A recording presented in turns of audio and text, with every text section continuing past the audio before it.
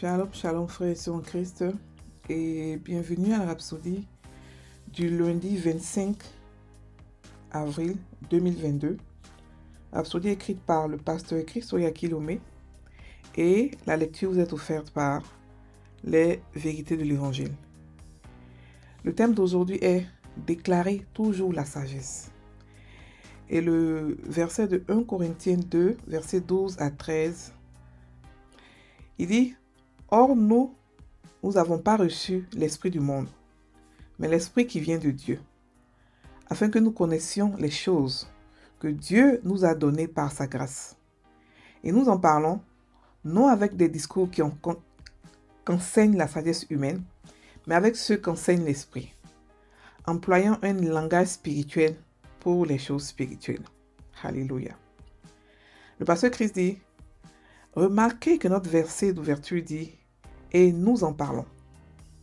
Puis, en lisant plus loin, nous comprenons clairement que ce sont ces choses, la sagesse. Nous déclarons la sagesse. 1 Corinthiens 2, versets 6 à 8 nous dit, le rend plus clair. Le verset dit: cependant, c'est une sagesse que nous prêchons parmi les parfaits. Sagesse qui n'est pas de ce siècle, ni des chefs de ce siècle, qui vont être anéantis. Nous prêchons la sagesse de Dieu, mystérieuse et cachée, que Dieu, avant les siècles, avait destinée pour notre gloire. Sagesse qu'aucun des chefs de ce siècle n'a connue, car s'ils l'eussent connue, ils n'auraient pas crucifié le Seigneur de gloire. Alléluia. Déclarer la sagesse. Déclarer la sagesse, c'est déclarer la parole de Dieu. Elle déconcerte l'adversaire. Ils ne peuvent pas la comprendre. Par exemple, la parole dit que vous êtes un participant de la nature divine. Et cela est de 2 Pierre 1, verset 4. C'est la sagesse de Dieu.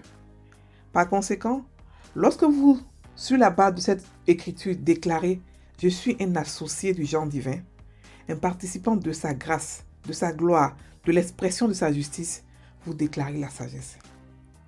Lorsque vous déclarez tout est à moi, vous déclarez la sagesse. Lorsque vous dites j'ai la vie de Dieu en moi, je vis dans l'éternité, dans la zone où il n'y a ni manque, ni mort, ni peur, vous déclarez la sagesse. Déclarez ce que la parole dit à votre sujet, sans tenir compte de la situation. Affirmez votre justice, santé, domination et unité avec le Seigneur avec audace. Déclarez toujours la sagesse et votre vie glorifiera Dieu. Fin de la Rhapsodie. Alléluia. Ici, le pasteur parle de la déclaration de la sagesse. Et c'est quoi en fait la sagesse? Là, beaucoup de chrétiens envient Salomon. Beaucoup de chrétiens rêvent, ils font des prières: Seigneur, je veux avoir la sagesse de Salomon. Mais la Bible dit que Salomon était grand jusqu'à Jésus. La sagesse de Salomon s'est arrêtée quand Jésus est arrivé. Jésus a apporté une richesse, une sagesse plus grande. La Bible nous dit que Christ est notre sagesse. Ça veut dire que chaque chrétien, je répète, chaque chrétien est plus sage que Salomon. Voilà.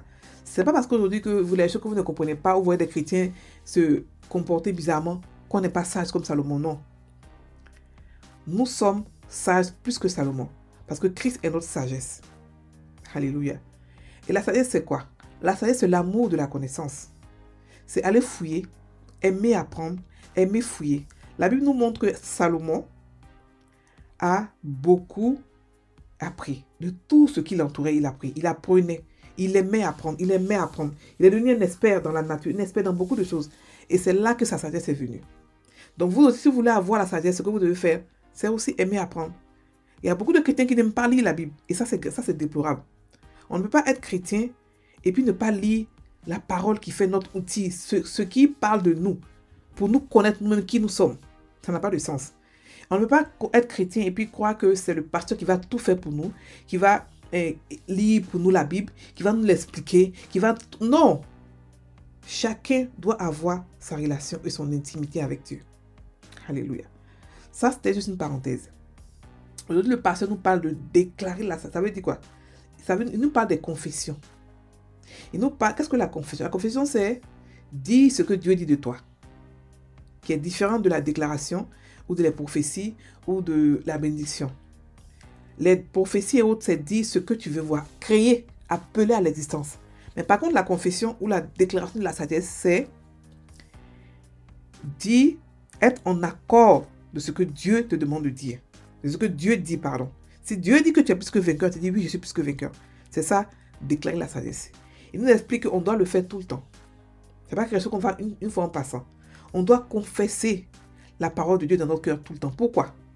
Pas pour nous convaincre, parce qu'on est déjà...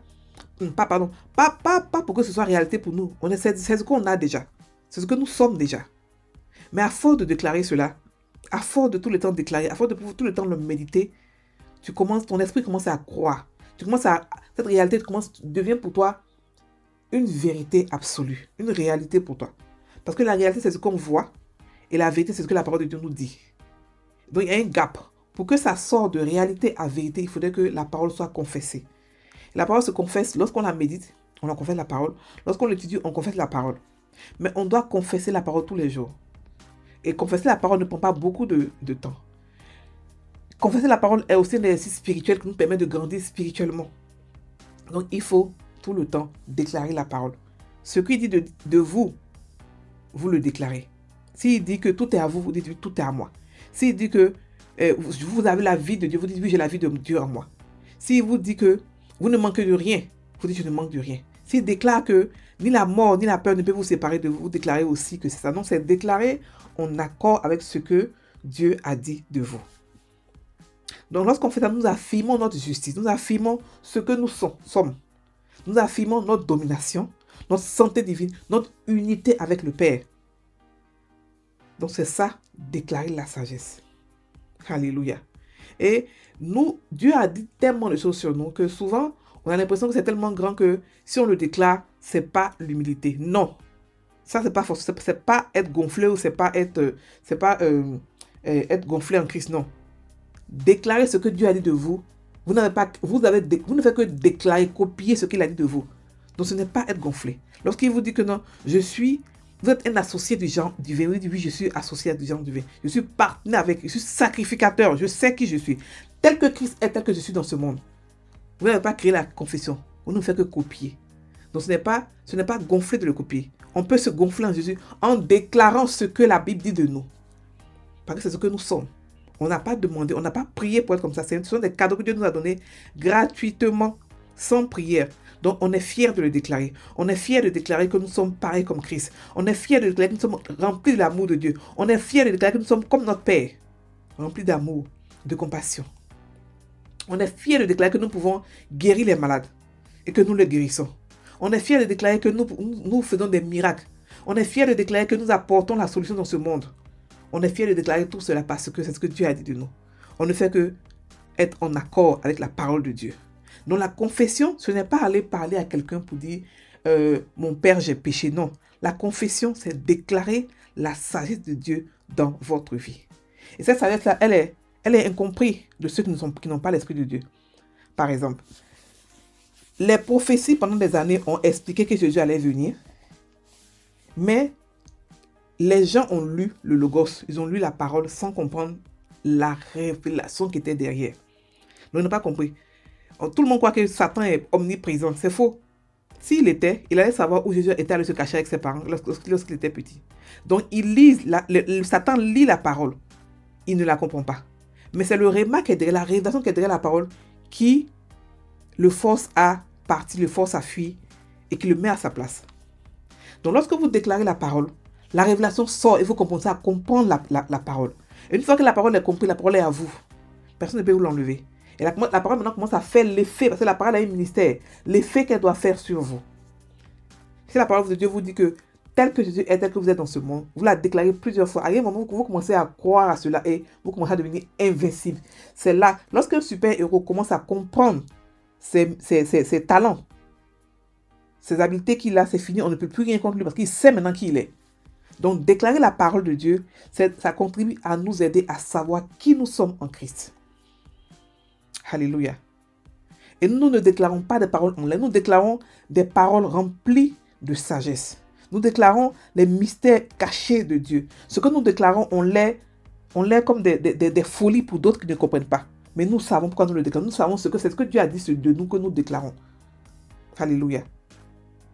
On va maintenant prendre la prière, la confession, pardon. La sagesse de Dieu est dans mon cœur et dans ma bouche aujourd'hui. La parole de Dieu est comme du feu renfermé dans mes os.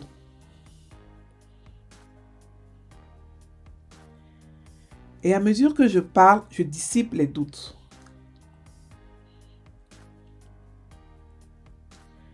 Je triomphe et je règne dans la vie par la grâce au travers de la justice.